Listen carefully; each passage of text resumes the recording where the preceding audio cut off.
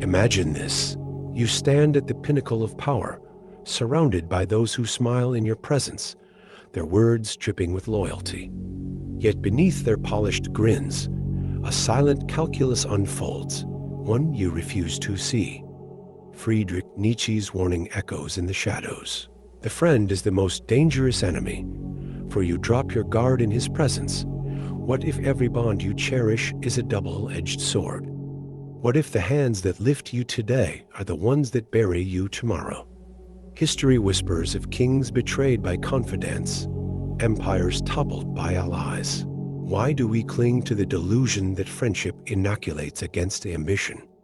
The deeper truth is this: trust is not innocence, it is blindness. And the moment you forget that, the game is already lost. Why does this betrayal repeat, century after century? Because power does not corrupt, it reveals. Carl Jung understood. Everyone carries a shadow.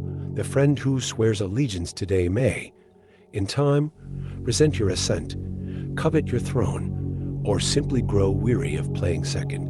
Nietzsche saw deeper. Human nature thrums with a will to power, a drive that friendship's veneer cannot suppress. Society conditions us to equate loyalty with virtue, but this is a fatal error. Arthur Schopenhauer dissected it coldly. A man can be himself only so long as he is alone.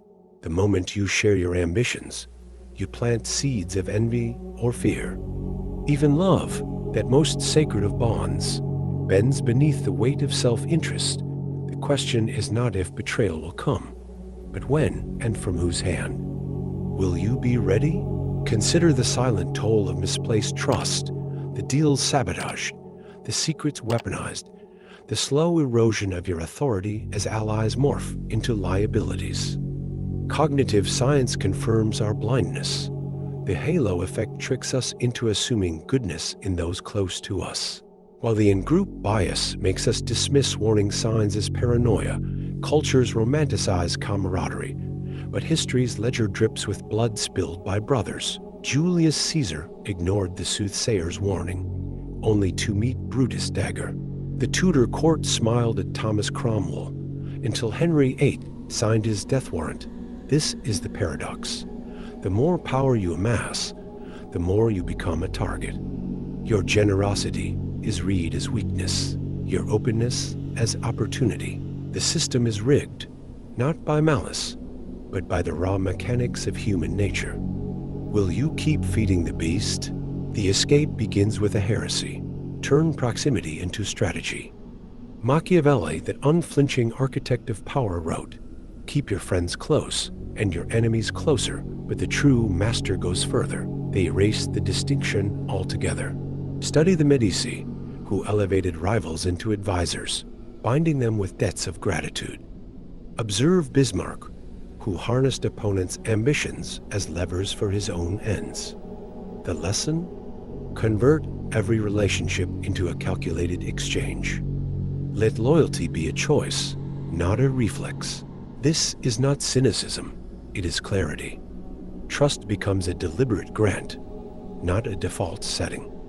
Your circle tightens to those whose interests align with yours, and even enemies find purpose in your design. The game shifts. You are no longer a player. You are the rules.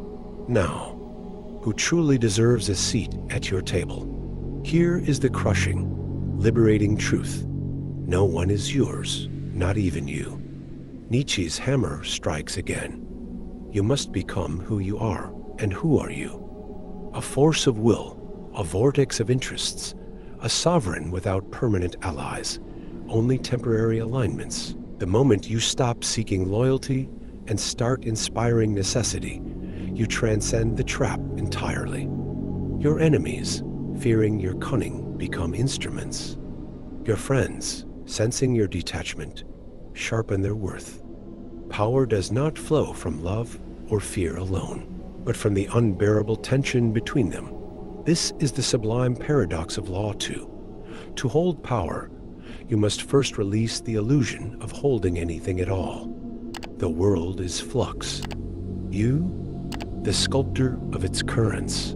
Now, Walk into the fray and let them all wonder whose side you're really on.